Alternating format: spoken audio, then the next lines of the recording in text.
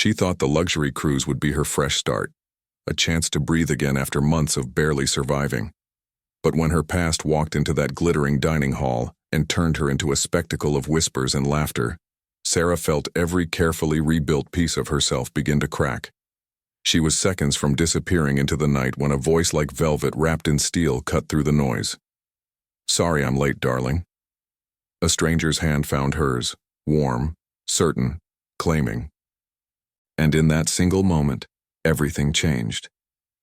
If this story touched something inside you, subscribe to the channel, leave a like, and become a member for early access to upcoming stories. And if you felt it was truly worth your time, hit that super thanks button too. Your support means everything and helps us keep bringing you narratives that move the heart. The champagne flutes sparkled under chandeliers that cost more than Sarah's annual salary, and for a brief, foolish moment, she let herself believe she belonged there. The cruise ship's grand dining hall was a cathedral of wealth. Marble floors, gold-trimmed mirrors, and tables dressed in linen so white they seemed to glow. She'd bought this ticket with money she'd saved for 2 years, a gift to herself after months that had felt less like living and more like surviving with style. Her dress was simple, navy blue, bought on sale, but it fit well enough. She'd rehearsed confidence in the mirror that morning, practiced the smile of someone who had nothing to prove. But confidence, she was learning, was a costume that didn't survive first contact with reality. Sarah Mitchell? The voice sliced through the ambient music and polite conversation like a knife finding old scar tissue. Sarah's fork paused halfway to her mouth, her body recognizing the threat before her mind could catch up. Mia Thornton stood 3 tables away, wine glass in hand, wearing a dress that probably cost what Sarah made in 3 months. Her blonde hair was styled in those effortless waves that required a professional and 2 hours of work to look like they'd taken 5 minutes. But it was her smile, that particular curve of lips that Sarah remembered from college, that made her stomach drop. "Oh my God, it is you." Mia's voice carried, designed to. Heads turned. "Sarah Mitchell, what are you doing here?" The question landed exactly as intended, not as greeting, but as accusation. What are you doing here, in this place, with these people, where you clearly don't belong? Sarah set down her fork with fingers that wanted to tremble. "Mia, hi. I'm just taking a vacation?" Mia glided closer, her entourage of perfectly polished friends trailing behind like sharks smelling blood in the water. "How unexpected. I didn't know your little bookkeeping job paid so well these days." "Accountant," Sarah wanted to correct. "I'm an accountant." But her voice had abandoned her, retreating somewhere deep in her chest where it couldn't be hurt. "Though I suppose," Mia continued, her eyes scanning Sarah's dress with the precision of a jeweler appraising cubic zirconia, "everyone's allowed to splurge once in a while, even if it means eating ramen for the next 6 months to afford it, right?" Laughter rippled through Mia's circle, not loud but pointed, surgical, the kind of laughter designed to let you know you were the joke, not in on it. Sarah felt heat crawl up her neck. Around them, other diners had started to notice, conversations dropping to whispers. She could feel their eyes like fingers pressing bruises, could hear the unspoken questions. Who is she? Does she belong here? Look at her dress. Look at her shoes. Look at how she holds her fork. "It's good to see you, Mia." The words came out steady, which felt like a small miracle. Sarah reached for her napkin, her lifeline, something to hold on to. "If you'll excuse me." "Oh, don't leave on my account." Mia's smile sharpened. "I was just surprised, that's all. You were always so, what's the word, practical. I never pegged you for the luxury cruise type. Then again, people do the strangest things when they're trying to forget their problems, don't they?" The whispers grew louder. Someone giggled. Sarah's vision tunneled, the glittering hall shrinking to just Mia's face, those knowing eyes, that smile that said, "I win." She stood. The chair scraped against marble, too loud, too obvious. Her hands fumbled with the napkin, fingers clumsy with humiliation. She needed to leave, needed to disappear, needed to be anywhere but here, drowning in champagne-scented judgment while wearing a sale-rack dress and carrying the weight of every insecurity she'd ever tried to bury. The walk to the exit stretched like miles. Each step echoed, each breath burned. She kept her chin up through sheer force of will, refusing to give Mia the satisfaction of seeing her run. But she didn't make it to the door.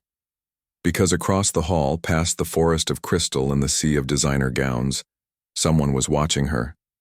Not with pity, not with curiosity, not with the cruel amusement that had painted Mia's face. A man sat alone at a table near the windows where moonlight competed with chandelier glow. His suit was black, perfectly tailored, the kind of expensive that didn't announce itself. Dark hair, darker eyes, the color of espresso without sugar, without mercy. He held a wine glass loosely in long fingers, but he wasn't drinking. He was watching her, not the scene Mia had created, not the spectacle. Her. His expression was unreadable, controlled, the face of someone who'd learned to keep secrets behind bone and skin. But there was something in the stillness of him, the way he sat with the absolute confidence of someone who'd never questioned whether he belonged anywhere. A quietness that didn't match the glittering chaos around him. Sarah's steps faltered. Their eyes met across 30 feet of marble and malice. And Anthony Moretti made a decision that would change everything. Sarah's hand had just touched the ornate door handle. Cool brass against her burning palm escaped 3 seconds away, when his voice cut through the dining hall like a blade wrapped in velvet. "Forgive me for being late, darling." The words weren't loud. They didn't need to be. They carried the kind of authority that made conversations stop mid-sentence, made heads turn, made the air itself seem to pause and pay attention. Sarah froze. Her brain struggled to process what was happening, because the voice was coming from behind her, getting closer, and it was addressing her in a tone that suggested intimacy, history, belonging. She turned. He moved through the crowd like water parting around stone. Effortless. Inevitable. Up close, he was taller than she'd realized, and the expensive suit she'd noticed from across the room was just the frame for something more unsettling. Presence. The kind that made you straighten your spine without meaning to, that made the oxygen feel thinner. "I got caught up with a call from Tokyo," he continued, his dark eyes never leaving hers, and there was something in them, a question maybe, or a command. "Trust me. Play along. Let me do this." Before Sarah could find her voice, his hand closed around hers. The touch was warm, firm, not aggressive, but absolutely certain. The grip of someone who'd decided something and wouldn't be argued out of it. She felt his pulse against her wrist, steady, controlled, while hers hammered like a trapped bird. She started, but he was already turning them both toward the room, toward Mia's frozen expression, toward the audience that had gathered for her humiliation and was now witnessing something entirely different. "You must be Sarah's college friends?" Anthony's smile was polite, perfect, and completely devoid of warmth. His thumb brushed the back of Sarah's hand. Once, twice, a silent message in Morse code she was desperately trying to translate. "She's mentioned you." The lie was so smooth it could have been truth. Mia's face had gone from triumphant to pale in the span of a heartbeat, her wine glass tilting dangerously in her suddenly clumsy fingers. We were just..." Mia's composure, that weapon she'd wielded so skillfully moments ago, crumbled like wet paper. Her eyes darted between Sarah and the man who'd claimed her, trying to reconcile the narrative she'd been spinning with this new, impossible reality. "Just catching up," one of Mia's friends supplied weakly. But the power had drained from their circle like air from a punctured balloon. "How lovely." Anthony's tone suggested it was anything but.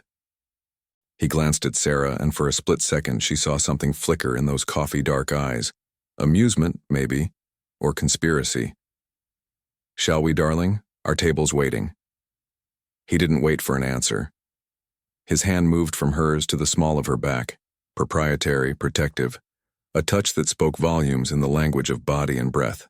The pressure was gentle but insistent, guiding her away from the door, away from escape, toward a table by the windows where moonlight painted silver across white linen. Sarah's mind was screaming questions her mouth couldn't form. Who are you? What are you doing? Why are you helping me? What do you want? But her body, traitorous thing, was already responding to the unspoken script. She let him lead her, let him pull out her chair with the kind of old-world courtesy that should have felt outdated but somehow didn't. Let him settle into the seat across from hers with the fluid grace of someone who'd never felt awkward a day in his life. The entire dining hall was watching now, not with mockery, with confusion, with curiosity, with the dawning realization that they'd misread the room entirely. Mia stood rooted 15 feet away, her mouth slightly open, her perfectly constructed world tilting on its axis. Wine? Anthony asked, already signaling a server who materialized instantly, as if he'd been waiting for the summons. I don't... Sarah's voice came out scratchy, unused. She cleared her throat. I don't understand what's happening. Neither do I, entirely. His smile was small, private, meant only for her. He leaned forward slightly, elbows on the table, and lowered his voice to something just above a whisper. But I know an ambush when I see one, and I have a particular distaste for bullies. You don't even know me. No, he agreed, but I'd like to. The server appeared with a bottle of red, something with a French label Sarah couldn't pronounce, and poured with the reverence usually reserved for religious ceremonies. Anthony never looked away from her face. You could have just let me leave, Sarah said quietly, her fingers wrapping around the wine stem like an anchor. I could have. He lifted his glass, held it suspended between them. But then I would have spent the rest of the cruise wondering about the woman in the blue dress who looked like she was drowning in a room full of people, too cruel or too cowardly to throw her a rope.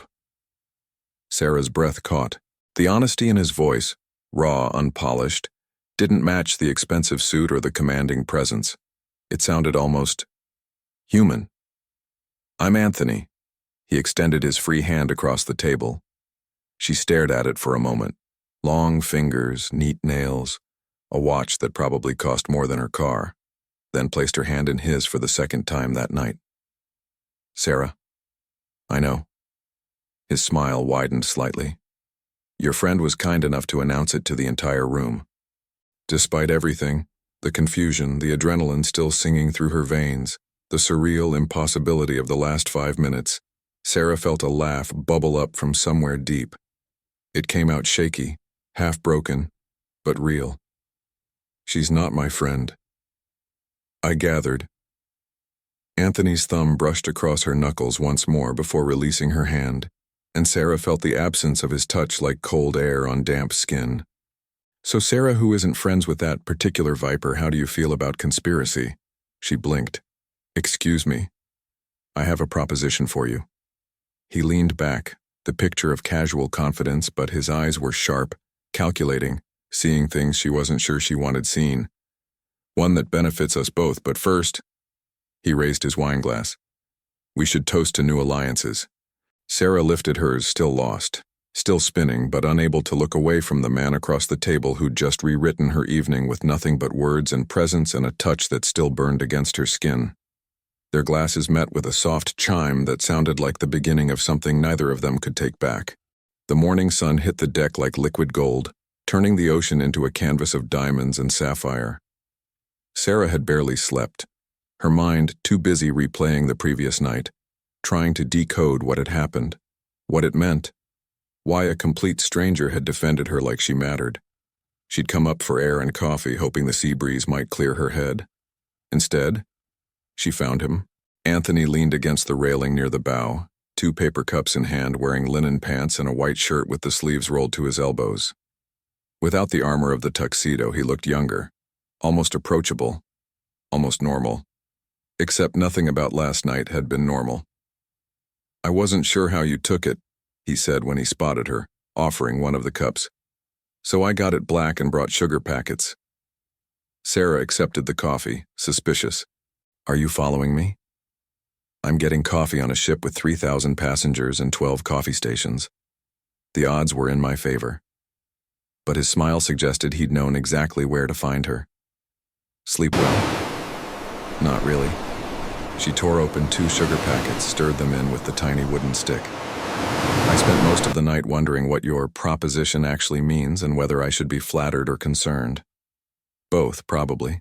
He took a sip of his coffee, black, no sugar, exactly as she'd have guessed. Walk with me. They moved toward the less crowded section of the deck, where the wind was stronger and conversations couldn't be overheard. The ocean stretched endlessly, indifferent to human complications. Here's the situation, Anthony began, his tone shifting into something more businesslike, controlled. I'm on this cruise because I needed to disappear for 10 days. No phones, no emails, no journalists asking questions I don't want to answer. Anonymity is valuable to me. But last night you very publicly attached yourself to me, Sarah pointed out. Doesn't seem anonymous. No, it doesn't. He stopped walking, turned to face her, and for the first time she saw something crack in that careful composure. Frustration, maybe, or regret. That was impulse. Poor strategic thinking. But what's done is done, and now we have a choice. We can let last night be a strange footnote, or we can commit to the story. Sarah's stomach did a complicated flip. What story? The one where you're my girlfriend, where we've been dating for 6 months, where this cruise is our romantic getaway, where your college acquaintance has completely misread your life. He said it like he was presenting a business proposal, logical and clear. It solves several problems. You get armor against whatever venom that woman wants to spit. I get a convenient cover, Sarah finished, understanding clicking into place. People are less interested in a man who's happily coupled, more interested in the mysterious bachelor. Exactly. Something like respect flickered in his eyes. You're quick. I'm an accountant. I'm paid to see patterns. She took a long drink of coffee, buying time to think.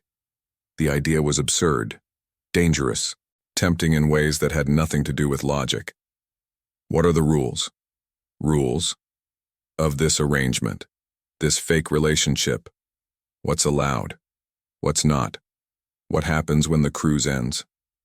Anthony smiled. A real one this time, not the polite mask he showed the world. You really are practical, aren't you? Someone has to be. You're the one proposing we lie to 3,000 people for 10 days. Fair point. He set his coffee cup on a nearby table, crossed his arms. All business now. Rules were convincing in public. Dinners together, hand-holding, the occasional display of affection. Nothing you're uncomfortable with, but enough to sell it. In private, we're whatever we actually are, strangers figuring things out. And when the ship docks, we part as friends. Clean. Simple. No complications. No complications, Sarah repeated, and the words tasted like a lie even as she said them. Nothing about the man in front of her felt simple. And what do you get out of this besides camouflage? He hesitated, and she saw something shift behind his eyes. Calculation, maybe, or vulnerability quickly buried. Company. Real company.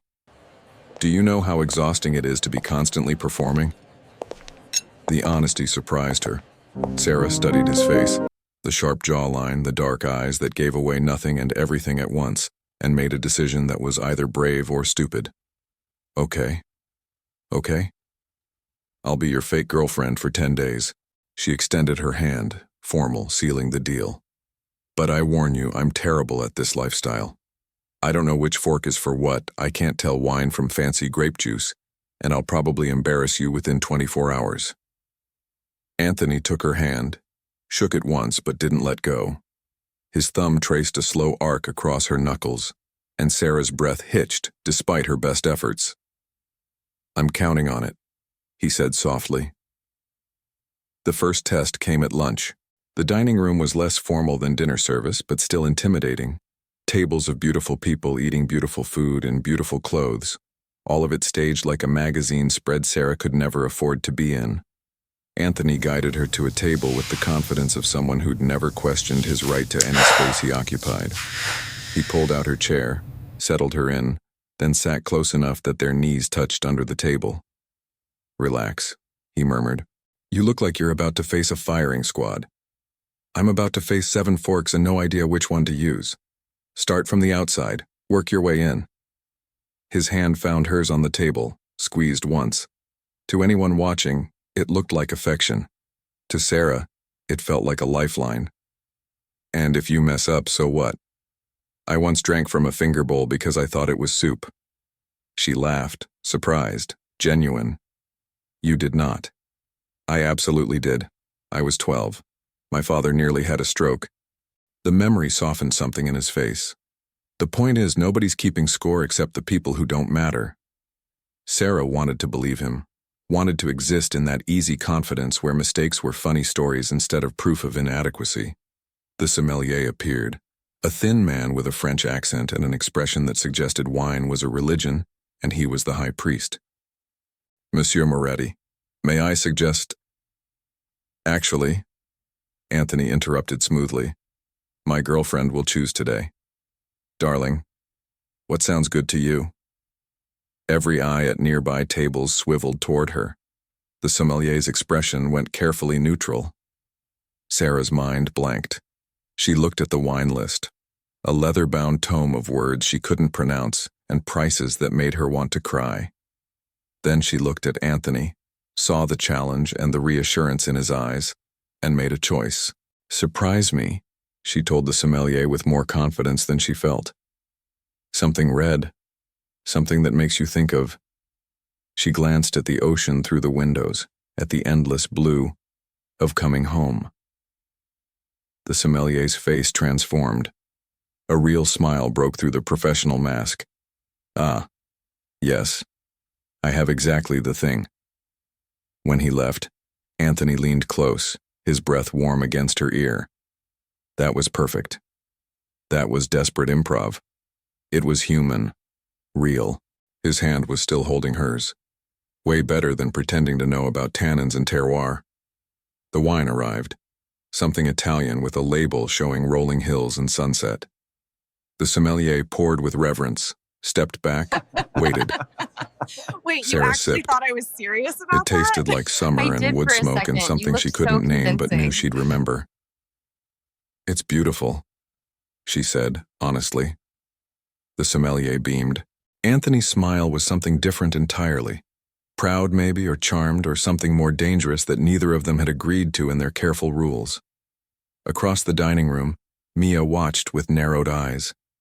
And Sarah realized with a jolt that felt like lightning that she'd stopped thinking about the woman who'd tried to humiliate her. She was too busy wondering what it meant that Anthony's thumb was drawing circles on her palm, and why she never wanted him to stop. The island emerged from the morning mist like a painting someone had forgotten to finish. All white sand beaches, emerald water, and palm trees swaying in rhythm with a breeze that smelled like salt and freedom. The cruise ship anchored offshore, and passengers ferried out in groups, cameras ready, sunscreen applied, eager to turn paradise into Instagram evidence. Sarah stood at the boat's edge, one hand gripping the rail as the small vessel rocked against gentle waves. She'd worn a sundress, pale yellow, simple, bought 3 years ago for a wedding she'd rather forget, and already regretted not bringing a cardboard. The sun was generous here, unfiltered by city pollution or Midwest clouds. Careful. Anthony's hand found the small of her back, steadying her as the boat bumped against the dock. Steps tricky. His touch had become familiar over the past 2 days, casual, protective, part of the performance they'd agreed to. But familiarity didn't make it less potent. Each time his fingers grazed her skin, Sarah felt something electric chase up her spine. Something that had nothing to do with their arrangement and everything to do with biology she couldn't negotiate with. He helped her onto the dock, his hand sliding to hers as they walked toward the beach. His palm was warm, slightly calloused in a way that surprised her. Not the soft hands of someone who'd never worked, but hands that knew effort, knew grip, knew purpose. You okay? He asked, noticing her distraction. Just wondering how your hands got those calluses. I figured billionaires had people to open their own jars.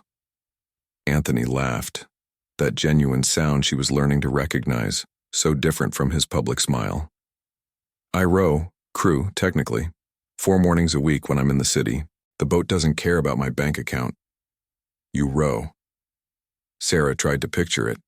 This man in his expensive suits, stripped down to athletic gear, pulling oars through cold water while the city slept. The image was distracting. Surprised? A little. You seem more like a, golf person. Networking over birdies. God, no, I hate golf. All that standing around pretending you enjoy other people's company. He squeezed her hand once, a private joke forming between them. I prefer exercise that's just me, the water, and the fact that if I stop moving, I sink. There was something in the way he said it, not quite confession, not quite metaphor, that made Sarah look at him differently. The powerful man who'd rescued her in the dining hall, who commanded rooms with his presence, spent his mornings fighting to stay afloat. Maybe they weren't so different after all. They walked along the beach, shoes abandoned somewhere near a vendor selling coconuts. The sand was hot, then wet, then cool as waves chased their ankles. Other passengers scattered like colorful birds across the landscape, taking photos, buying souvenirs, performing vacation with aggressive enthusiasm. Anthony steered them toward a quieter stretch where rocks formed a natural barrier, and the only sound was ocean breathing against shore. "This okay?" he asked, suddenly careful. "I assumed you'd want space from the crowd, but I'm realizing I keep assuming things about you." "It's perfect." Sarah settled onto a flat rock, let her feet dangle in the water. "And you're not wrong. Crowds make me tired? Invisible." The word slipped out before she could stop it, more honest than she'd intended. "Like I'm furniture people navigate around but never really see." Anthony sat beside her, closer than necessary, close enough that his shoulder brushed hers, that she could feel the heat of him through thin cotton. "I see you." 3 words, simple, devastating. Sarah's breath caught. She made herself look at him, really look, and found him already watching her with an intensity that made her skin feel too tight, too warm, like she might burn up from the inside just from being perceived this completely. "Anthony." "The light here," he interrupted, but his voice had gone rough, unsteady. "The way it hits your face. I keep trying not to stare, but—" He lifted his hand, hesitated an inch from her cheek, asking permission with the pause. She didn't pull away. His fingers brushed her face, feather-light, reverent, tracing the line of her cheekbone like he was memorizing something precious he knew he couldn't keep. His thumb grazed her lower lip, and Sarah's eyes fluttered closed, overwhelmed by sensation, by want, by the terrifying realization that this wasn't acting anymore. "We should," she started, voice barely functional. "Yeah." But he didn't move. Neither did she. The moment stretched, taut as a wire, vibrating with everything they weren't saying. His hand was still on her face. Her heart was hammering so loud she wondered if he could hear it. The ocean kept moving, indifferent, while time seemed to forget its job entirely. "Do you look at everyone like this?" Sarah whispered, trying to break the spell with humor, with deflection. "Or should I be worried?" Anthony's smile was slow, dangerous. "Terrified. You should be absolutely terrified." But he pulled back, let his hand drop, and the loss of his touch felt like weather changing, something necessary and mourned in equal measure. They stayed on the rocks as the sun climbed higher, talking about nothing and everything. He told her about growing up with expectations wrapped around his neck like a tie that never loosened. She told him about her mother's death 2 years ago, how grief was a language she was still learning to speak. They laughed about the absurdity of the cruise, the midnight chocolate buffets, the way people dressed for dinner like they were attending the Oscars, the competitive shuffleboard games that took on a gladiatorial intensity. But underneath the conversation, Sarah felt something else growing, an awareness that hummed between them like electricity looking for ground. The way his eyes kept finding her mouth, the way she'd started cataloging details, the small scar above his left eyebrow, the constellation of freckles on his forearm, the way his voice dropped half an octave when he said her name. They headed back as afternoon shadows lengthened, rejoining the crowd at the beach bar where passengers had gathered for rum punch and reggae music, played at aggressive volumes. Mia was there, of course, perched on a bar stool like a bird of prey in designer sunglasses, watching them approach with the focus of someone planning a strategic strike. Well, the lovebird surface. Her smile was sharp, dangerous. Having fun playing house? Sarah felt Anthony stiffen beside her, felt his hand tighten almost imperceptibly around hers. "We're having a wonderful time, actually," Sarah said, surprised by the steadiness in her own voice. "Thanks for asking." "I bet." Mia's gaze slid between them like a knife looking for weak spots. "You know, I did a little digging last night. Funny thing, I can't find any mention of you two anywhere. No social media, no announcements, nothing. For such a prominent couple, you're remarkably invisible." The accusation hung in the air like smoke. Around them, conversations quieted. People were listening now, sensing drama the way sharks sense blood. Anthony moved slightly forward, a subtle shift that put him between Sarah and Mia's line of fire. When he spoke, his voice was quiet, so quiet everyone leaned in to hear, and cold enough to frost glass. "My private life is private for a reason. I don't perform my relationships for public consumption or validation from strangers on the internet." Each word was precise, controlled, lethal. "But if you're genuinely curious about my relationship status rather than simply being cruel for sport, I'm happy to clarify. Sarah is with me. That's all you need to know. That's all anyone needs to know." The temperature around them seemed to drop 10 degrees. Mia's face went pale beneath her tan. Other passengers shifted uncomfortably, suddenly very interested in their drinks. But Sarah barely noticed them. She was watching Anthony, watching the absolute authority that radiated from him like heat from stone. The way grown men in business casual had taken a step back without consciously deciding to. The way even the bartender had frozen mid-pour. This wasn't the man who'd laughed about finger bowl soup. This was someone else. Someone powerful. Someone dangerous. And when a crew member hurried over and murmured something deferential that sounded like, "Mr. Moretti, sir," Sarah felt the first real tremor of fear. Not of Anthony, but of how little she actually knew about the man whose hand she was holding. As they walked back to the ferry, Mia's voice drifted behind them, quieter now, shaken. "Did you see his face? I've heard that name before, Moretti. Oh God, do you think he's that Moretti?" Anthony didn't slow down, didn't acknowledge he'd heard, but his jaw was tight, his hand gripping hers like an anchor, and Sarah realized with a clarity that felt like ice water that their 10-day arrangement had just gotten infinitely more complicated. The evening deck party was supposed to be casual.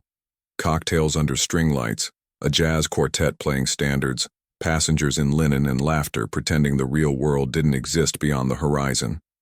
Sarah had chosen a cream-colored dress that made her feel almost elegant, had even borrowed courage from a second glass of champagne before leaving her cabin.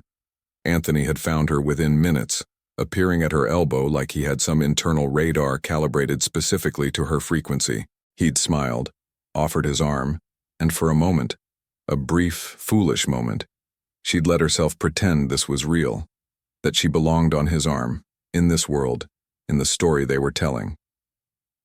Then Mia struck. She'd waited, Sarah realized later. Waited until the crowd was thick, until the music was loud enough to require raised voices, until there were enough witnesses to make the moment count.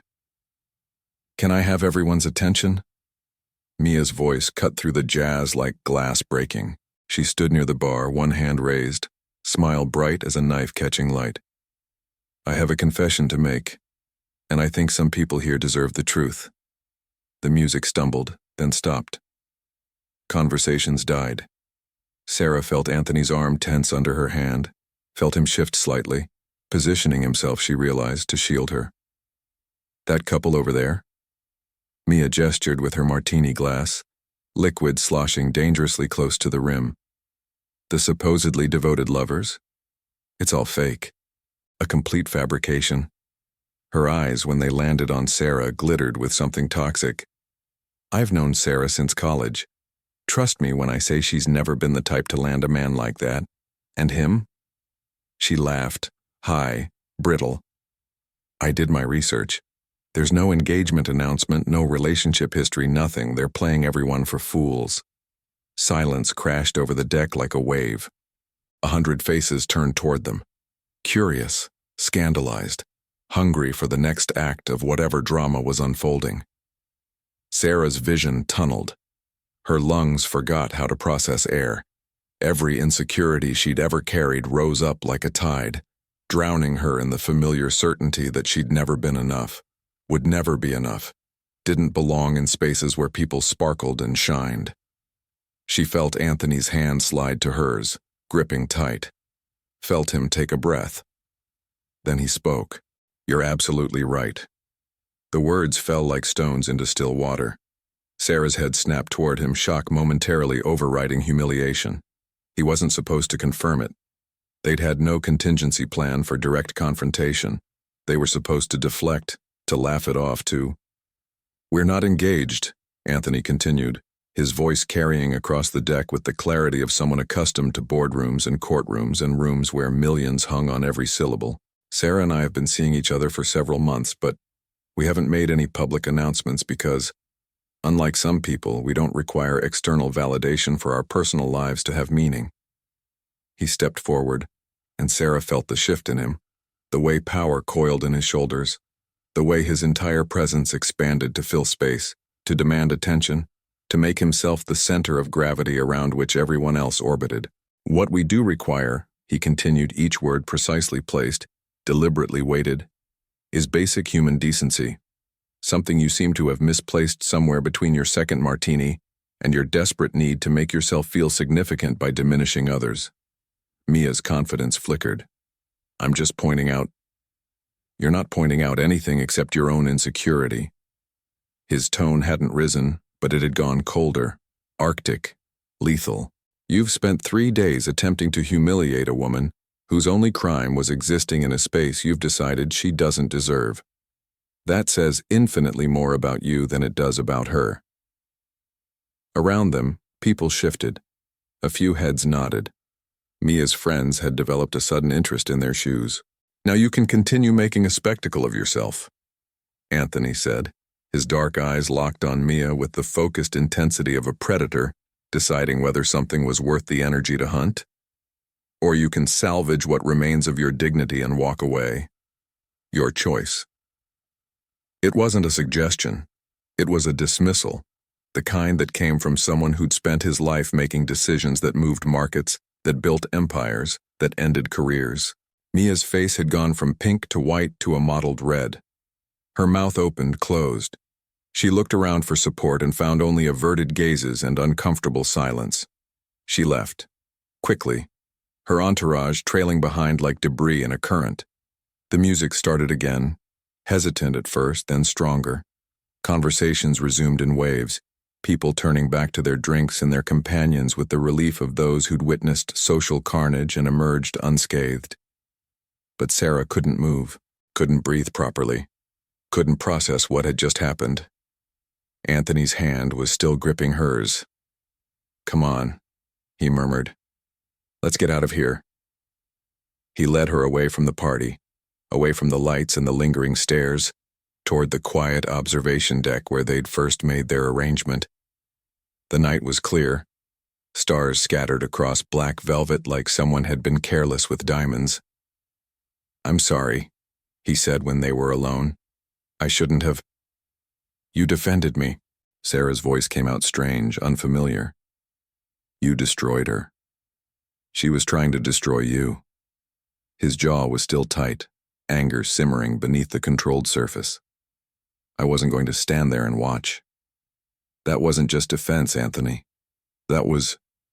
She searched for the word. That was power. Real power. The kind that makes people afraid.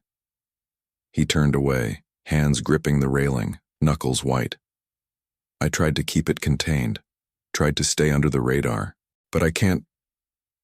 He stopped, exhaled sharply. I can't watch someone hurt you and pretend I'm just a regular passenger on a cruise. Because you're not.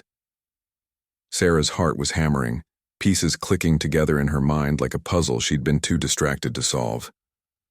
You're not a regular anything. The silence that followed was answer enough.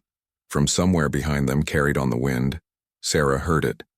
Two crew members passing, voices low but not quite low enough. Did you see Moretti's face?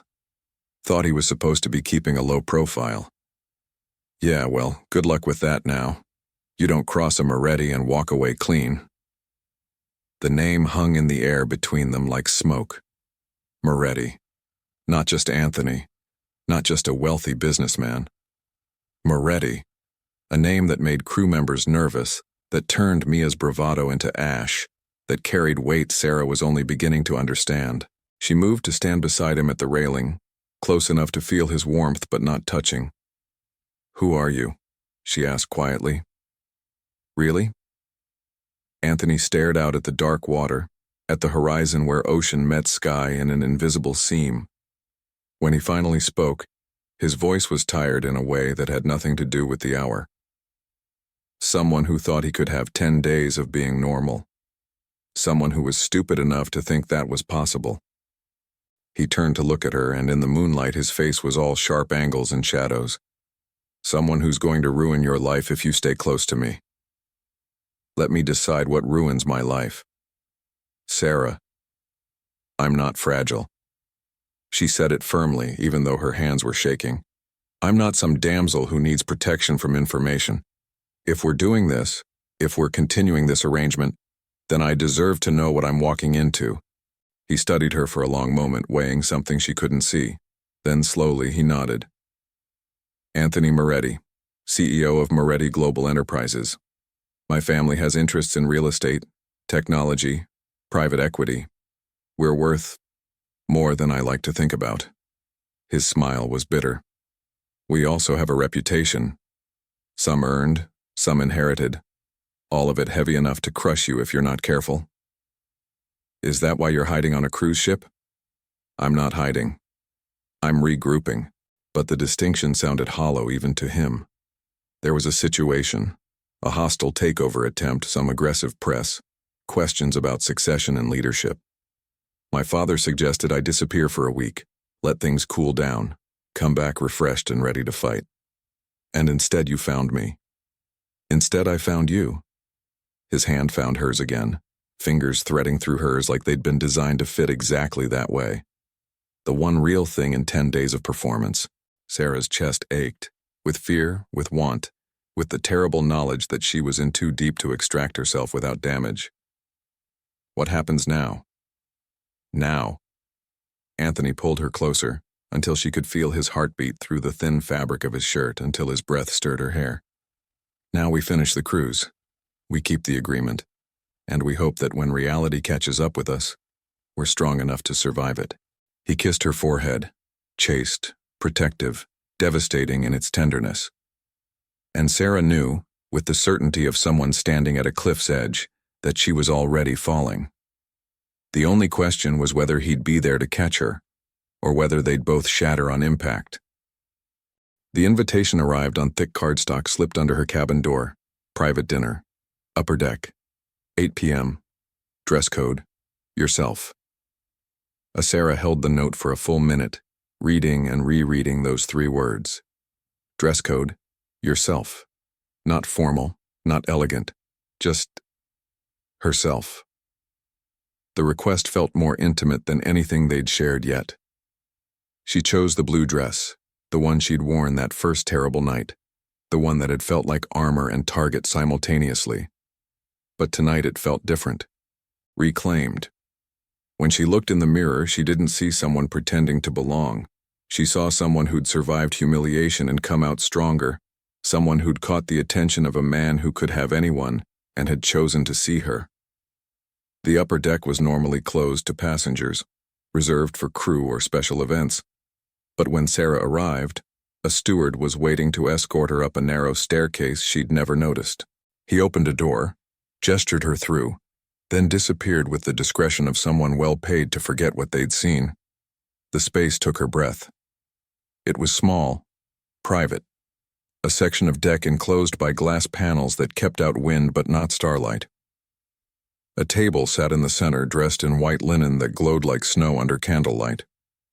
2 place settings, a bottle of wine already breathing, and beyond the glass the ocean stretched infinite and dark, stars reflected on its surface until you couldn't tell where heaven ended and water began. Anthony stood near the railing, hands in his pockets, staring out at nothing. He'd shed the formal wear, just dark pants and a white shirt with sleeves rolled to his elbows, the same casual elegance he'd worn on the island. When he turned and saw her, something in his face shifted, softened. "Hi," he said, and the single word carried the weight of everything they hadn't said since the deck party 2 nights ago. "Hi." Sarah moved toward the table, toward him, trying to ignore how her heart was hammering against her ribs. "This is too much?" "Perfect." The honesty surprised them both. "It's perfect." Anthony pulled out her chair. That old-world gesture she was learning meant, "I see you, I value you, I'm giving you this moment," and settled across from her. Up close, she could see tired lines around his eyes, tension in his shoulders. The confrontation with Mia had cost him something too. "I wanted to apologize," he began. "Don't." Sarah reached across the table, stopped just short of touching his hand. "You protected me. You don't apologize for that. I exposed you, exposed us, made you visible to people who are very good at watching, at remembering, at using information as currency." He poured wine with hands that were almost steady. "The crew knows now. Some of the passengers. By tomorrow it'll be online. Someone always has a camera, a blog, a desperate need to monetize other people's private moments. Is that what you're worried about? That I'll end up in tabloids?" "Among other things." He took a long drink, set the glass down with deliberate care. "I'm worried that you signed up for a simple arrangement and ended up in the middle of something complicated. Dangerous even." "Dangerous how?" Anthony was quiet for a moment, weighing words the way a jeweler weighs diamonds, carefully, knowing that precision matters. "My family's empire wasn't built entirely on handshakes and honest business. Some of it was. Most of it, even. But there are shadows in our history, connections to people and places that don't make it into the Forbes profile. My father cleaned up a lot of it, made us legitimate, but that kind of past doesn't disappear. It lingers. It watches. It waits for weakness." Sarah absorbed this, turning it over in her mind like a stone worn smooth by water. "Are you telling me you're dangerous? Or that danger follows you? Does it matter?" "Yes." She said it firmly, meeting his eyes across candlelight and wine. "One means you're a threat. The other means you're threatened. Those are very different things." Something flickered in his expression. Surprise, maybe, or relief at being understood. "The second one. Mostly. I've spent my entire adult life trying to be different from what the name expects, but the name doesn't care about my intentions. It just is." "Anthony Moretti," Sarah said slowly, testing the weight of it. "CEO, heir, rower, man who makes sommelier jokes and looks at me like I'm—" She stopped, the vulnerability catching in her throat. "Like you're what?" His voice had gone quiet, dangerous in a new way. "Like I matter." The words hung between them, naked and true. Anthony's hand crossed the table, found hers, held on like she was the only solid thing in a tilting world. "You do matter. That's the problem." He laughed, hollow, tired. "I came on this cruise to escape, to be anonymous, to have 10 days where my last name didn't define every interaction, and instead I found someone who makes me want to be seen. Really seen. Not the empire or the reputation or the weight I carry. Just me." "I do see you," Sarah whispered. "I see someone who rose at dawn because stillness feels like drowning. Someone who pretends to be invincible but knows exactly how fragile it all is. Someone carrying a crown that's also a cage." She squeezed his hand, felt his pulse jump against her palm. "I see you, Anthony. Not just the name. You." His breath caught. For a moment he just stared at her, something raw and unguarded in his face. the expression of someone who'd been performing so long they'd forgotten what it felt like to be genuine. Then he stood, moved around the table, pulled her up into his arms. Not kissing her. Not yet. Just holding her, one hand cradling the back of her head, the other wrapped around her waist, his face pressed against her hair like he was memorizing the scent of her, the feel of her, the reality of her. "I don't deserve you," he murmured against her temple. "That's not your call to make." Sarah pulled back just enough to see his face. "I'm here because I choose to be, not because you rescued me or because you're rich or powerful or any of that.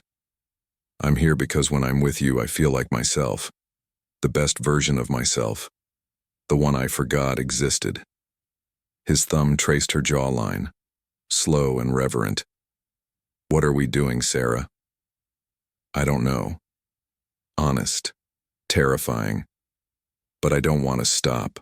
The cruise ends in 5 days. I know. I have to go back to New York, to board meetings and hostile takeovers and a life that will eat us alive if we're not careful. I know that too." She covered his hand with hers, held it against her face. "But right now we're here, under stars that don't care about your last name or my bank account. And I'd rather have 5 days of this than a lifetime of wondering what if." Anthony's control, that careful, cultivated restraint, cracked. He kissed her. Not gentle, not tentative. Hungry. Desperate. The kiss of someone who'd been holding back too long, who'd finally found something real in a world of performance and pretense. Sarah kissed him back with everything she'd been carrying. Months of loneliness, years of feeling invisible, a lifetime of being told she wasn't quite enough. She poured it all into the press of her mouth against his, into the way her fingers tangled in his hair, into the small sound she made when his hand spanned her waist and pulled her closer. They broke apart gasping, foreheads pressed together, breathing the same air. "The food's getting cold," Anthony managed, voice wrecked. "I don't care about the food." "Neither do I." But he pulled back, led her to the table with hands that trembled slightly. "But if we don't eat, I'm going to do something that violates at least 3 of the rules we set. Maybe the rules were stupid. Sarah, I'm not saying we tear them all up. I'm saying maybe we renegotiate. Maybe we acknowledge that this stopped being fake somewhere between the finger bowl story and you defending me like I was worth defending." She sat, accepted the plate he offered, met his eyes. "I like you, the real you. And I hope, you like me too. Not fake girlfriend me, just me." Anthony sat slowly, his dark eyes never leaving her face. "I don't just like you." The confession came out rough, unpolished. "I'm terrified of how much I like you, of what it means, of what I'll do to keep you safe from the mess that is my life. Then be terrified with me." Sarah raised her wine glass. "But don't push me away because you think it's safer. Let me decide what risks I'm willing to take." He studied her for a long moment.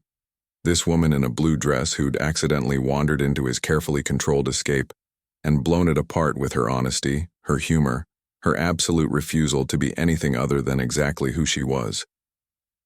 Then he raised his glass, met hers with a soft chime that sounded like a promise neither of them knew if they could keep. "To terrible decisions and beautiful disasters," he said. "To 5 more days," Sarah countered. "To whatever comes after." They drank. They ate food neither of them tasted. They talked about everything and nothing, childhoods and dreams and embarrassing moments and the strange alchemy that happened when 2 people decided to be honest with each other. And when Anthony walked her back to her cabin hours later, when he kissed her goodnight with a tenderness that made her chest ache, when he whispered, "Sleep well," against her lips like a prayer, Sarah knew she was already in love with him, and that when the cruise ended it would break her heart. But some risks, she was learning, were worth the inevitable fall. Sarah found out the truth the way most secrets are discovered in the modern age, accidentally through a screen, while searching for something completely different. She'd been looking for information about the ship's next port of call, her phone finally connected to the ship's spotty Wi-Fi when a notification popped up, a news alert. She almost dismissed it. But then she saw the name. Moretti Global Enterprises stock rebounds as CEO Anthony Moretti maintains radio silence on takeover speculation. Her thumb hovered over the notification. Some rational part of her brain whispered, "Don't look. You don't want to know. Ignorance is still an option." But she'd never been good at leaving stones unturned. She clicked. The article loaded in pieces, first the headline, then a photo that made her breath stop entirely. Anthony in a tailored suit standing outside what looked like a Manhattan skyscraper, surrounded by men in equally expensive armor. His face was harder in the photo, closed off, the corporate mask she'd only glimpsed when he'd eviscerated Mia. The caption identified him as CEO and majority shareholder of Moretti Global Enterprises, an international conglomerate with holdings in technology, real estate, private equity, and, the article noted with careful wording, various strategic ventures across multiple sectors. Sarah's hands started shaking. She read further. Each paragraph was a revelation that landed like a physical blow. Moretti Global wasn't just wealthy. It was a financial empire with a market cap in the billions. Anthony wasn't just rich. He was one of the youngest CEOs to ever helm an operation of that scale. And the radio silence the headline mentioned? That was his vacation. This vacation. The cruise where he'd told her he needed to disappear, to be anonymous, to escape pressure. What he hadn't mentioned was what he was escaping from. A hostile takeover attempt by a rival firm. Internal family tensions over succession. Whispers, carefully worded, legally vague whispers, about connections to industries and individuals that operated in the gray spaces between legitimate business and something darker. Sarah clicked through to another article, then another. Each one painted a more complex picture of the man who'd held her in his arms last night, who'd kissed her like she was oxygen, and he'd been drowning. There were photos of him at charity galas with women who looked like they'd been genetically engineered for red carpets. Quotes from business rivals calling him ruthless and brilliant in the same breath. References to his father, Vincent Moretti, a name that apparently made financial journalists choose their words very carefully. Her phone buzzed, a text from Anthony. "Good morning. Coffee on the sun deck in 20 minutes? Sarah stared at the message, then at the screen full of articles. Then back at the message, she typed, "I need to talk to you. My cabin, now." The response was immediate, "On my way." He arrived in less than 5 minutes, slightly breathless like he'd run. The moment Sarah opened the door and he saw her face, his expression shifted from concern to something that looked like dread. "You know," he said. "Not a question. Come in." Sarah stepped back, let him enter her small cabin, a space that suddenly felt suffocating with both of them in it. She closed the door, held up her phone with the article still displayed. Moretti Global Enterprises billion-dollar empire, CEO at 32, hostile takeover, family dynasty. Anthony's jaw tightened. "Sarah, you said you were a businessman. You said you needed a break from pressure. You said..." Her voice cracked. She steadied it. "You made it sound like you were just wealthy, successful. Not this.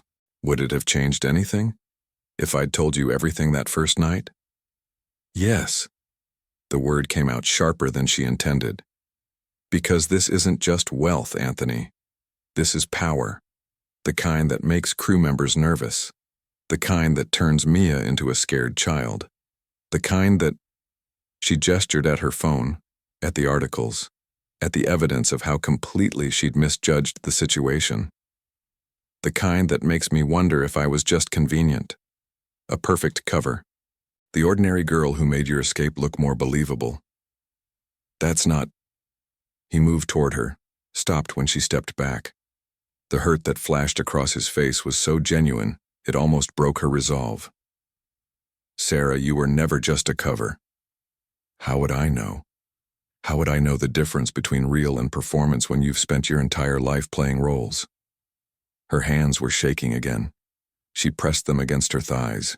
"Did you choose me because I was authentic? Or because I was so obviously out of my depth that no one would believe it was fake?" "Stop." The word came out raw. Anthony ran a hand through his hair, and for the first time since she'd met him, he looked lost. You want the truth? The ugly, complicated truth? That would be refreshing. He flinched. I saw you across that dining hall, and I saw someone drowning. I intervened because I hate bullies, and I had the power to stop one. That part was impulse. He moved to the small window, stared out at ocean that looked gray under morning clouds. The arrangement, asking you to fake it for the cruise, that was strategic. I needed cover, needed to look settled, unavailable, not worth the energy of paparazzi or business rivals tracking me down. Each word hit like a stone. Sarah felt something in her chest start to crack. But then, Anthony continued, his voice dropping to something barely above a whisper. You laughed at my finger bowl story. You asked the sommelier for wine that felt like coming home. You looked at me like I was a person, not a portfolio. And everything I'd planned, the clean arrangement, the easy exit, it all became impossible. Because I was useful? Because you were real. He turned, and the expression on his face was so raw it hurt to look at. For the first time in longer than I can remember, I was with someone who didn't want anything from me except my company, who didn't care about the empire or the name or what I could do for them. You just liked me. The rowing, the bad jokes, the parts of myself I usually keep locked away because they're not useful in boardrooms. I liked a version of you, Sarah said quietly. I don't know if the man in those articles is the same person. He is. He's just wearing different armor. Anthony took a careful step toward her. When she didn't retreat, he took another. Yes, I run an empire. Yes, I make decisions that affect thousands of people and billions of dollars. Yes, my family's history has shadows I've spent years trying to escape or make right. But the man who held you last night, who kissed you like you were the only thing that mattered, that was me. The real me. The one I can only be with you. Sarah wanted to believe him, wanted it so desperately it felt like a physical ache. But trust, once cracked, was a fragile thing. There's more, isn't there? She'd seen it in the careful wording of the articles, in the way certain topics were skirted. Things you still haven't told me. Anthony was quiet for a long moment. Yes. Will you tell me now? If you want to hear it, all of it. But Sarah. He stopped in front of her, close enough to touch, but not touching, giving her space to decide. Once you know everything, you can't unknow it, and some of it is heavy, dark, the kind of weight I've been trying to protect you from. I'm not fragile. I know, but I am. His smile was sad, self-aware. I'm fragile when it comes to you, and if knowing the full truth makes you look at me differently, makes you see monster instead of man, I don't know if I'll survive that. Sarah studied his face, the sharp jawline, the dark eyes that had seen things she couldn't imagine, the mouth that had kissed her with a reverence that still made her skin hum. He was right. She couldn't unknow what she'd already learned, couldn't go back to the simple arrangement they'd started with, but maybe that had never been possible anyway. Tell me, she said. So he did. He told her about his grandfather, who'd built the empire's foundation through methods that wouldn't pass modern legal scrutiny. About his father, who'd spent decades legitimizing the business while maintaining relationships with people who operated in spaces the law couldn't quite reach. About his own role, trying to build something clean while honoring obligations that predated his birth. He told her about the takeover attempt, how it was personal, how rivals saw his relative youth as weakness and were circling like sharks. About the family pressure to choose between protecting the empire or protecting his own ethics. About the exhaustion of carrying a name that was both crown and shackle. And he told her about why he'd really come on the cruise.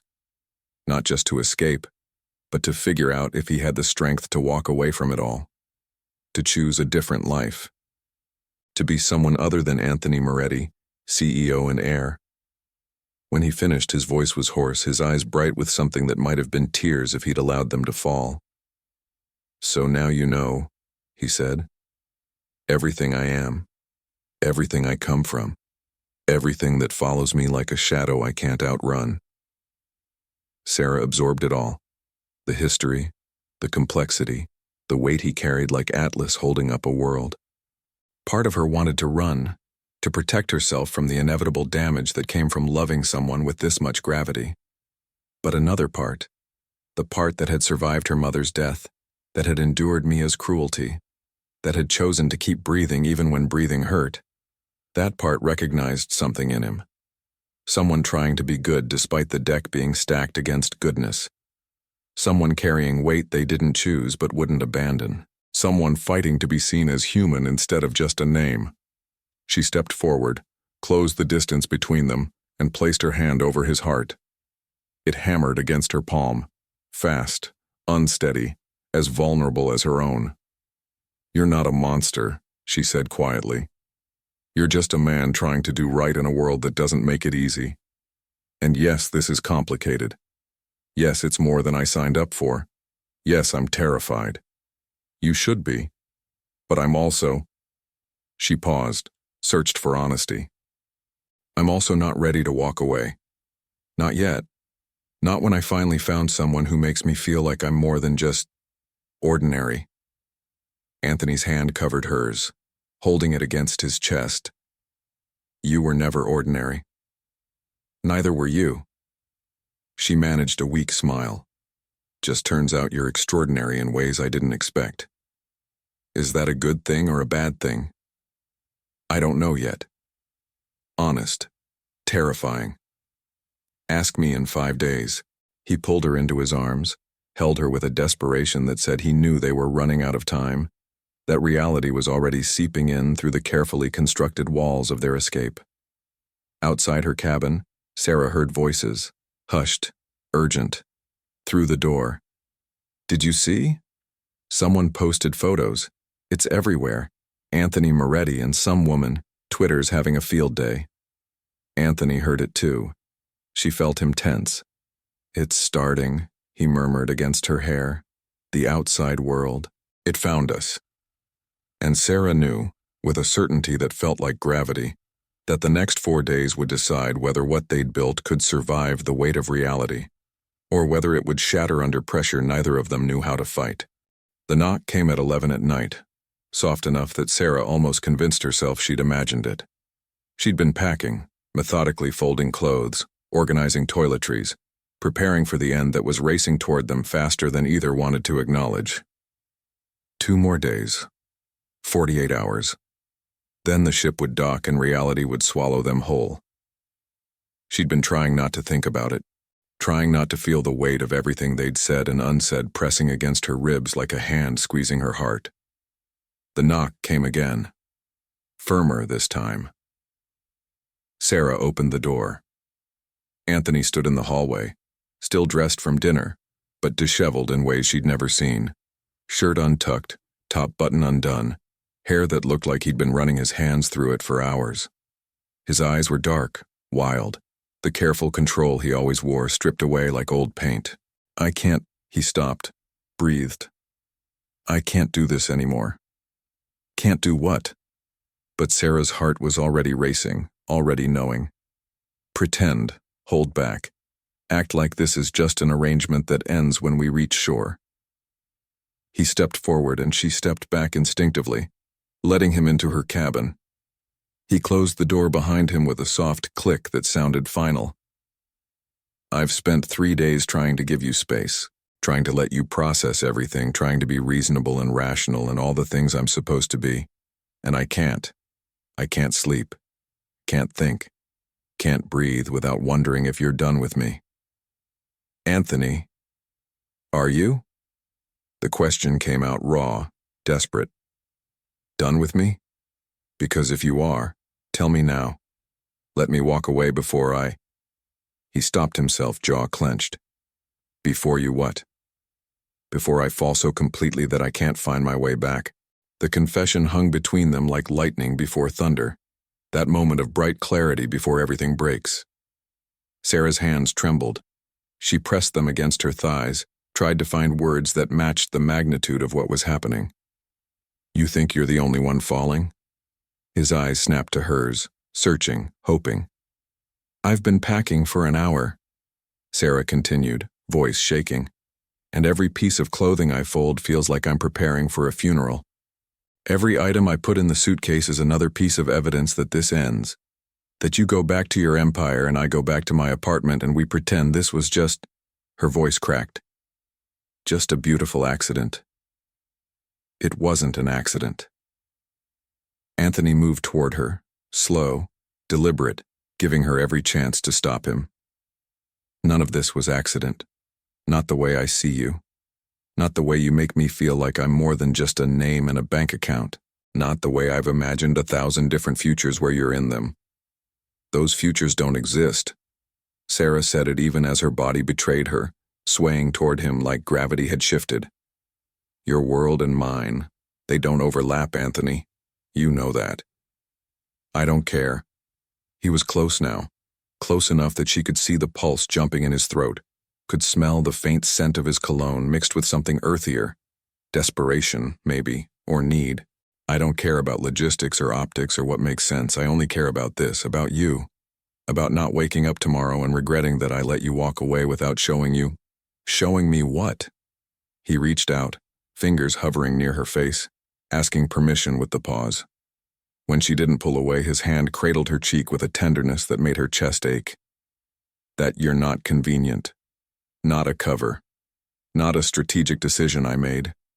His thumb traced her cheekbone, slow and reverent. You're the best thing that's happened to me in longer than I can remember. And if this ends, when this ends, I need you to know that it mattered. That you mattered. Sarah's eyes burned. It matters to me too. You matter to me. Then stop packing. His other hand found her waist, pulled her closer until there was barely air between them. Stop preparing for the end. Give me tonight. Give me now. Let me show you what I can't find words for. Her breath caught. Anthony, if we do this, if we cross this line, I know. His forehead pressed against hers, their noses nearly touching. I know it makes leaving harder. I know it complicates everything. I know all the logical reasons we should stop. His hands tightened on her, not possessive but pleading. But I'm tired of logic. Tired of control. Tired of pretending I'm strong enough to let you go without having this. Without having you. Sarah's hands found his chest, felt his heart hammering wild beneath her palms. I'm scared. Me too. The admission was barely a whisper. Terrified. Of what? That this is the most real thing I've ever felt. And that real things break. She looked up at him. This man who commanded boardrooms and moved markets, who'd defended her like she was worth defending, who was standing in her small cabin looking more vulnerable than she'd ever seen him. Then let's break together, she whispered. Something in him snapped. Or maybe it was something in her. Maybe it was both of them simultaneously deciding that control was overrated and consequences could wait until morning. He kissed her like he was drowning and she was oxygen, desperate, consuming, the kiss of someone who'd been holding back too long and couldn't anymore. Sarah kissed him back with everything she'd been carrying, all the loneliness, all the wanting, all the fear and hope tangled together. His hands moved to her hair, fingers threading through it, tilting her head to deepen the kiss. Her hands slid under his shirt, feeling warm skin and muscle and the rapid rise and fall of his breathing. Sarah. Her name on his lips sounded like prayer and profanity at once. Don't stop, she breathed against his mouth. Please don't stop. He didn't. He kissed her jaw, her neck, the sensitive spot behind her ear that made her gasp. His hands found the zipper of her dress, paused. Tell me you want this, he murmured against her skin. Tell me I'm not alone in this. You're not alone. Sarah's fingers worked his shirt buttons, clumsy with urgency. You've never been alone in this. The dress fell. The shirt followed, shoes kicked aside, pretense abandoned. Anthony lifted her like she weighed nothing, carried her the few steps to the small bed, laid her down with a reverence that made tears prick her eyes. He paused, looking at her. Really looking, the way he'd looked at her that first night across the dining hall. But this time there was no distance, no performance. Just raw, unfiltered want, mixed with something deeper, something that terrified and thrilled her in equal measure. "You're sure?" he asked one more time. Sarah reached up, pulled him down to her. "I've never been more sure of anything." Their bodies fit together like a question finding its answer. His hands traced her skin with the focused intensity of someone memorizing a map. She learned the geography of him, scars and muscle, and places that made his breath hitch when she touched them.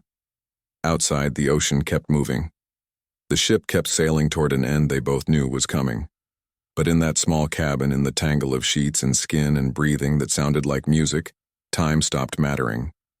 They made love like it was the first and last time. Slow, then urgent, then slow again, learning each other's rhythms, each other's sounds, each other's breaking points. And when they finally collapsed together, hearts racing, bodies slick with sweat and satisfaction, Anthony pulled her against his chest and held her like she was the only thing anchoring him to earth. "Stay," he whispered against her hair, already half asleep. "Don't leave when I fall asleep. Stay." Sarah pressed her lips to his chest, right over his heart. "I'm not going anywhere. Not tonight, anyway. Tomorrow could wait. The world could wait." For now they had this, tangled together in the dark, pretending that morning would never come. Golden light slipped through the curtains like a secret being shared, painting everything in shades of honey and promise. Sarah woke slowly, awareness returning in layers, the gentle rock of the ship, the sound of waves against hull, the warmth of skin against her back. Anthony. His arm was draped over her waist, his chest pressed against her spine, his breathing deep and even in sleep. She'd never heard him breathe like this. Unguarded, peaceful, the sound of someone who'd finally stopped fighting whatever battle he usually waged with rest. Sarah didn't move, didn't want to disturb whatever spell had settled over them during the night. Instead, she cataloged sensations like precious things she might need to remember later. The weight of his arm, the tickle of his breath against her shoulder, the way their legs had tangled together like roots seeking water. Outside, she heard the ship coming alive. Distant voices, footsteps on the deck above, the clatter of breakfast service beginning. But in here, in this small cabin that smelled like them, like salt and skin, and something indefinably intimate, the world felt very far away. "You're awake," Anthony murmured against her neck, voice rough with sleep. "How did you know?" "Your breathing changed." His arm tightened slightly, pulling her closer.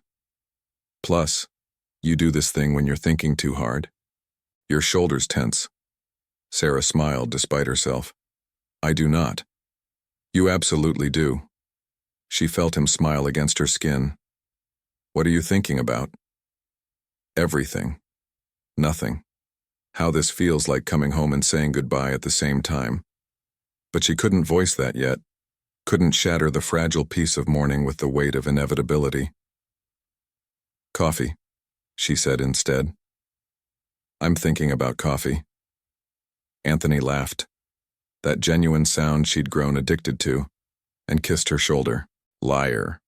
But I can work with that." He disentangled himself carefully like he was reluctant to break contact even for a moment. Sarah rolled over to watch him, unashamed of her nakedness or the way his eyes traced over her like she was art he was learning to appreciate. He was beautiful in the morning light, all lean muscle and olive skin, hair sticking up in directions that would have horrified his corporate stylist. The expensive watch he usually wore was gone, left somewhere on the floor with his carefully constructed armor. Without it, he looked younger, more human, less like an empire, and more like a man who'd spent the night making love like the world was ending. "Stay there," he said, pulling on his pants but leaving his chest bare. "I'll make coffee." "You're going to make coffee? The CEO who probably has people to chew his food for him?" "I'll have you know I make excellent coffee." He moved to the small kitchenette, barely more than a counter and a pot with surprising ease. "My grandfather taught me.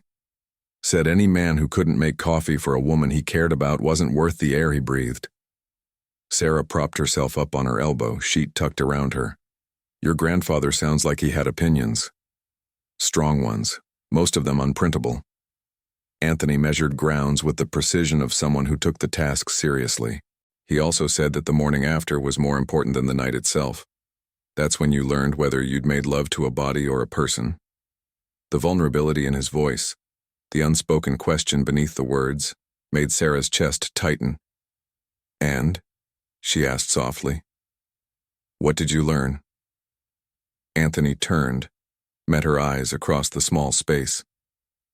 "That I want to make you coffee every morning for the rest of my life, which is completely insane and utterly impossible." But there it is. The confession hung between them.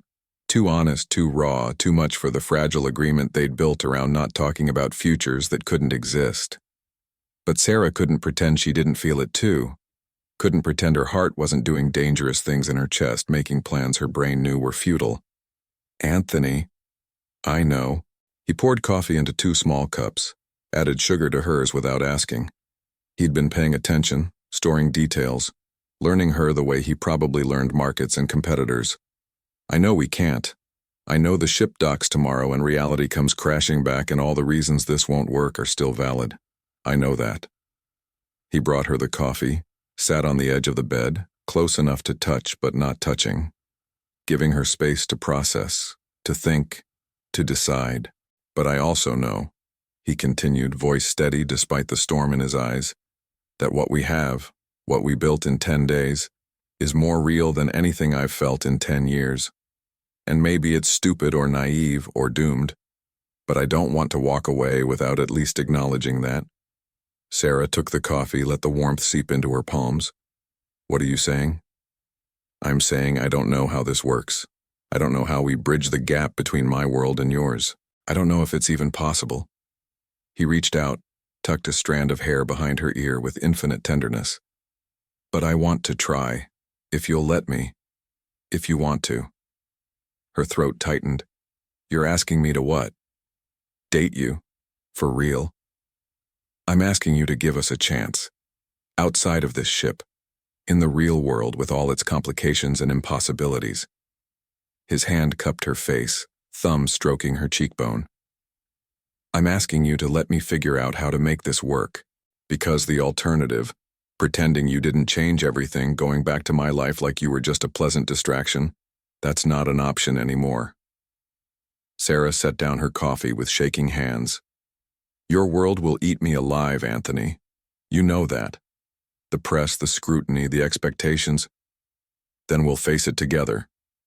He said it with such certainty, such absolute conviction that she almost believed him. "You're stronger than you think. Braver than you know. You survived me as cruelty and my secrets and the weight of everything I dumped on you, and you're still here. Still fighting. Still choosing to stay even when leaving would be easier. It wouldn't be easier." The admission escaped before she could stop it. "Leaving you would be the hardest thing I've ever done." Something fierce and tender crossed his face. He set his own coffee aside, pulled her into his arms with a desperation that said he understood exactly what she meant. They stayed like that, wrapped together in rumpled sheets while coffee cooled and morning turned toward afternoon. No words, just breathing and heartbeats, and the silent conversation that happened when 2 people decided that impossible wasn't the same as not worth trying. Later they showered together, laughing when they both tried to fit under the tiny spray, learning new intimacies in soap and water and the comfortable vulnerability of wet hair and no makeup. Anthony washed her back with careful attention, and Sarah traced the scars she'd discovered last night, asking their stories, adding them to the catalog of things she was learning about him. They dressed slowly, stealing kisses between buttons and zippers, prolonging the morning like children trying to delay bedtime. When they finally emerged, him in yesterday's clothes, her in a sundress that felt too cheerful for the emotions churning in her chest, the ship felt different, or maybe they were different, changed by what they'd shared, by what they'd promised without quite promising, by the weight of one more day before everything had to be decided. Anthony laced his fingers through hers. "Whatever happens tomorrow," he said quietly, "thank you for last night, for this morning, for being exactly who you are." Sarah squeezed his hand. "We're not saying goodbye yet." "No, not yet." But they both felt it. The clock ticking down, the shore approaching, the end of their impossible escape rushing toward them like a wave they couldn't outrun. They just had to decide if they'd try to swim through it together, or let it pull them under separately. The final morning arrived with cruel clarity. Blue skies, calm seas, the kind of perfect weather that mocked the storm brewing in Sarah's chest. The ship would dock in 4 hours. 4 hours until the fantasy ended and reality reclaimed them both. She stood on the balcony of Anthony's suite. He'd insisted she spend their last night there in a space large enough to breathe, watching the coastline emerge from morning mist. Behind her, she heard him on a phone call, his voice clipped and professional, already shifting back into the armor he'd need to survive what came next. Her phone buzzed, a text from an unknown number. Thought you'd want to see this before it goes live. A link. Sarah's finger hovered, instinct screaming not to click. But curiosity and dread were twin impulses, equally strong. The web page loaded, a gossip site, all screaming headlines and blurred paparazzi photos. And there, front and center, pictures of her and Anthony, on the island, at dinner, walking the deck with their hands intertwined. The headline read, "Moretti airs mystery woman, gold digger or genuine romance." Sarah's stomach dropped. She scrolled. The article was vicious, speculating about her background, her motives, painting her as either a social climber or a convenient distraction for a billionaire playing hooky from his responsibilities. Worse, there were quotes, anonymous sources, people who knew Anthony, who had concerns about this sudden relationship. And then at the bottom, a statement. Sources close to Mia Thornton suggest the entire relationship may be fabricated, a publicity stunt or cover for more serious issues within Moretti Global Enterprises. Sarah's hands shook so violently she nearly dropped the phone. "Sarah?" Anthony's voice concerned. She heard him move closer. "What's wrong?" She held up the phone wordlessly. His face went through several expressions in rapid succession: surprise, anger, resignation. "Mia," he said flatly. She went to the press. "It's already online. By the time we dock..." Sarah couldn't finish the sentence. By the time they docked, this would be everywhere. Her face, her name, her life dissected by strangers who decided she was either a victim or a villain, neither of which felt true. "I'll handle it," Anthony said, reaching for his own phone. "Handle it how? By confirming we're fake? By letting them think I'm exactly what they're calling me?" Her voice cracked. "Or by lying more? Dragging this out until it implodes and takes us both down?" "By telling the truth." He said it simply, like truth was a weapon he knew how to wield. What truth? That we started as a lie and accidentally became real? That sounds insane, Anthony. They'll never believe it. Then they won't believe it, but I'm not throwing you to the wolves to protect my image. He moved to her, hands on her shoulders, forcing her to look at him. "I told you I'd face this with you. I meant it. You don't understand what you're offering to sacrifice." "I understand perfectly." His jaw was set, eyes burning with determination. "My reputation, my privacy, my carefully constructed distance from tabloid garbage. I understand all of it, and I'm choosing you anyway." Sarah wanted to believe him. Wanted to believe that love, because that's what this was, she could admit it now, was enough to survive the machinery of public opinion and corporate politics. But wanting wasn't the same as having. The ship's horn sounded. 1 hour to dock. The port was chaos. Sarah had expected paparazzi, maybe a few curious onlookers. What she got was a media circus. Cameras everywhere, reporters shouting questions, security struggling to maintain order. Apparently Mia's leak had done exactly what she'd intended, turned their private story into public spectacle. Anthony held her hand like a lifeline as they navigated the crowd. His security team formed a barrier, but nothing could block out the voices. "Sarah, are you and Anthony really together? Is it true you met on the cruise? Mr. Moretti, is this relationship affecting the takeover situation? Sarah, what do you say to people calling you a gold digger?" Each question was a knife. Sarah kept her head down, trying to breathe through the panic rising in her throat. Then she saw Mia, standing off to the side with a camera crew wearing Victory-like expensive perfume. Something in Sarah snapped. She stopped walking. Anthony, surprised, stopped with her. "What are you doing?" he murmured. "Something stupid or brave. I haven't decided which." Before he could respond, Sarah turned to face the cameras. The questions died down, everyone sensing a moment. "You want to know if Anthony and I are really together?" Her voice shook but held. "Yes, we are. You want to know if I'm using him? No. I'm falling in love with him, which is infinitely more terrifying than anything you could accuse me of." Anthony's hand tightened on hers, but he didn't interrupt. "I'm not rich, I'm not famous. I'm an accountant from Chicago who took a cruise and met someone who makes me want to be braver than I am." She looked at the cameras, at the reporters, at Mia's shocked face. "Judge me for that if you want. Call me whatever names make you feel better. But I'm not apologizing for being human, for feeling something real in a world that's so busy performing that it forgot what real looks like." Silence. Then, Anthony pulled her around to face him, and in front of dozens of cameras, hundreds of onlookers, and an audience that would grow to millions, he kissed her.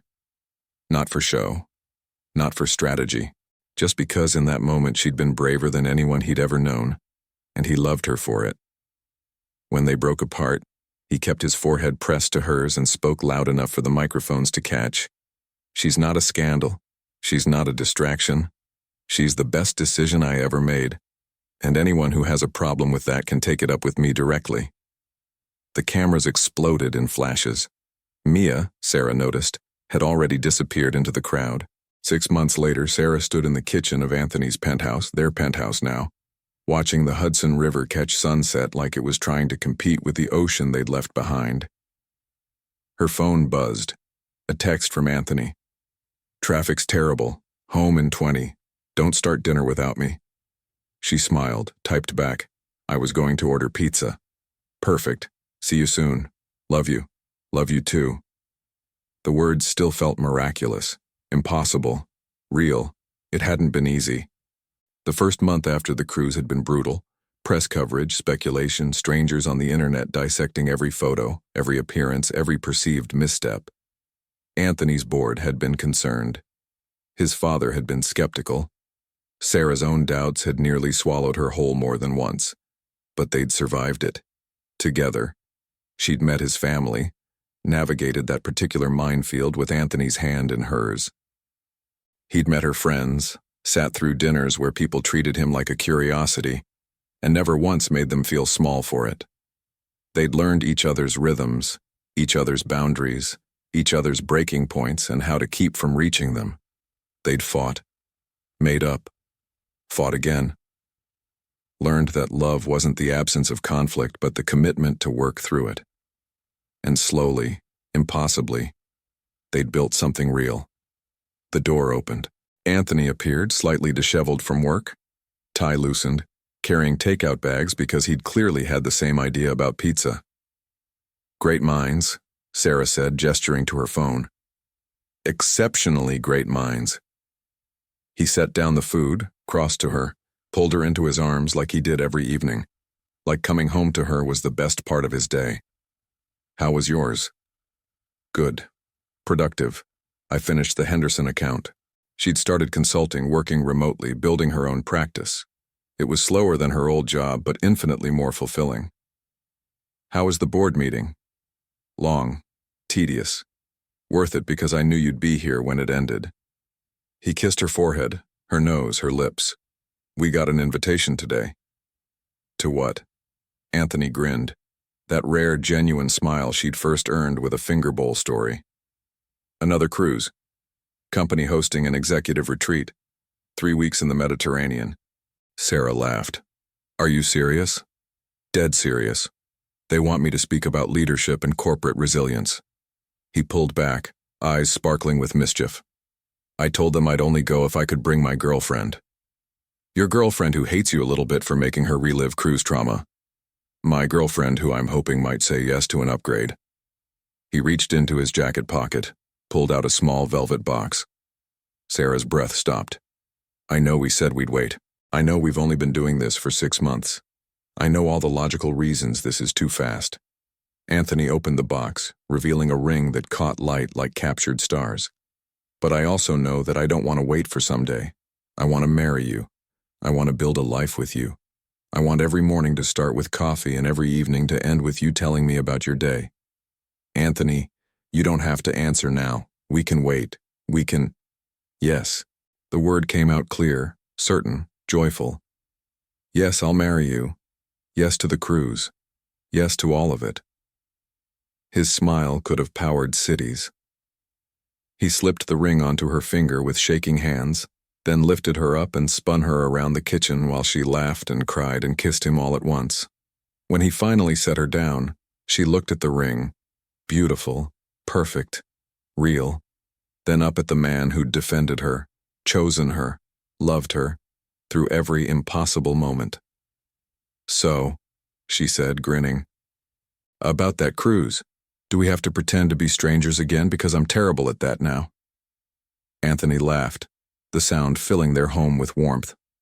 No pretending, just us, being exactly who we are. I can work with that. They ate pizza on the couch, talking about wedding plans and cruise destinations and all the beautiful, mundane details of a life being built together. Outside, the city sparkled. Inside, two people who'd found each other in the middle of an ocean learned what it meant to choose each other on solid ground. And somewhere, probably, Mia was watching it all unfold on social media and regretting every choice that had led to this moment. But Sarah didn't think about her anymore. She was too busy living a story that had started as fiction and become the truest thing she'd ever known. Sarah thought the cruise would save her. Instead, she found something more dangerous. A man who saw her when the world taught her to stay invisible. Their story began as a beautiful lie and became the most honest thing either had ever lived. Because sometimes the bravest thing isn't finding someone who completes us. It's allowing ourselves to be seen fully and without apology. When was the last time you let someone see the real you? If this story touched something in you, subscribe to the channel and leave a like. Drop a comment telling me where you're listening from. I love knowing this story reached you. Your support means everything.